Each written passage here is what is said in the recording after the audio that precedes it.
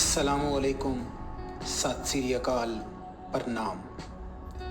देसी इन्फोटेनर चैनल नाल जुड़े हुए सारे मित्रां दे नाल एक वारी फेर तुहाडा बेली खयाम चौहान। बाबा जी अली मुहम्मद जग्गा दी कहानी विच प्यार मुहब्बत दे फुल्लां दी महक भी है ते नफरत दी अग दा सेक भी। सन 47 विच भैन तो विछड़ जाण दा रोग भी है ते 50 साल बाद जाके मिलन दी वड्डी खुशी भी। अपनी जम्मण भोयों तो उजाड़े दियां पीड़ां भी ने ते दोबारा पिंड वेखण गए तां जो प्यार पिंड दे लोकां ने दिता वो भी रूह राजी कर दिंदा है। अपनी मिसाल आप कहानी सुनन लई आओ मिलदे हां बाबा जी अली मुहम्मद जग्गा दे नाल। अली मुहम्मद जग्गा।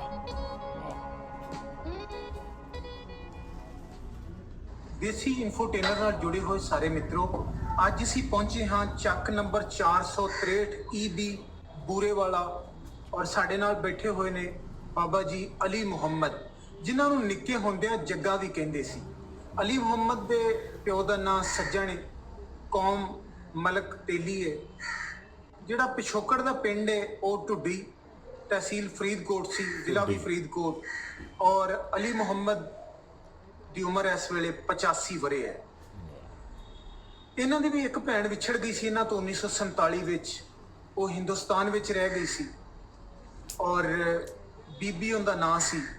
ਔਰ ਜਿਸ ਲਈ ਇਹ ਹਾਲਾਤ ਬਿਆਨ ਕੀਤੇ ਜਾਂਦੇ ਨੇ ਬਾਬਾ ਜੀ ਦੀ ਅੱਖਾਂ 'ਚੋਂ ਹੰਝੂ ਅੱਜ ਵੀ ਇਵੇਂ ਵਗਦੇ ਨੇ ਜਿਵੇਂ ਕੋਈ ਦਰਿਆ ਵਗਦਾ ਹੁੰਦਾ ਹੈ। ਕਹਾਣੀ ਦੁੱਖ ਭਰੀ ਹੈ,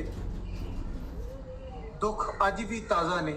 70 ਵਰੇ ਲੰਘ ਗਏ ਨੇ, ਨਾ ਮੈਥੋਂ ਰਿਕਾਰਡ ਕੀਤੀ ਜਾਂਦੀ ਹੈ, ਨਾ ਮੈਥੋਂ ਦੱਸੀ ਜਾਂਦੀ ਹੈ, ਨਾ ਸੁਣੀ ਜਾਂਦੀ ਹੈ।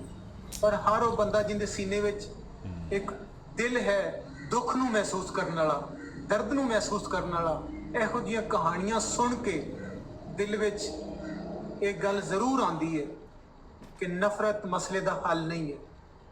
ਪਿਆਰ ਤੇ ਮੁਹੱਬਤ ਸਭ ਕੁਝ ਹੈ। ਇਹ ਹੀ ਦਰਸ ਦਿੱਤਾ ਹੈ ਸੰਤਾਂ ਸਾਧੂਆਂ ਨੇ, ਇਹ ਹੀ ਦਰਸ ਦਿੱਤਾ ਹੈ ਵਲੀਆਂ ਨੇ। ਤੇ ਸਾਨੂੰ ਅੱਜ ਵੀ ਯਕੀਨ ਪੈਦਾ ਕਰਨਾ ਚਾਹੀਦਾ ਹੈ ਕਿ ਪਿਆਰ ਤੇ ਮੁਹੱਬਤ ਨਾਲ ਹੀ ਦਿਲਾਂ ਨੂੰ ਜੋੜਿਆ ਜਾ ਸਕਦਾ ਹੈ। ਨਫ਼ਰਤ ਨਾਲ ਦੁਨੀਆ 'ਚ ਕੁਝ ਫਤਹ ਨਹੀਂ ਹੁੰਦਾ ਤੇ ਮੁਹੱਬਤ ਨਾਲ ਦਿਲ ਜਿੱਤੇ ਜਾ ਸਕਦੇ ਨੇ। ਜਿਹੜਾ ਬੰਦਾ ਦਿਲ ਜਿੱਤ ਲਏਗਾ ਉਹ ਪੂਰੀ ਦੁਨੀਆ ਜਿੱਤ ਲਏਗਾ। ਬਾਬਾ ਜੀ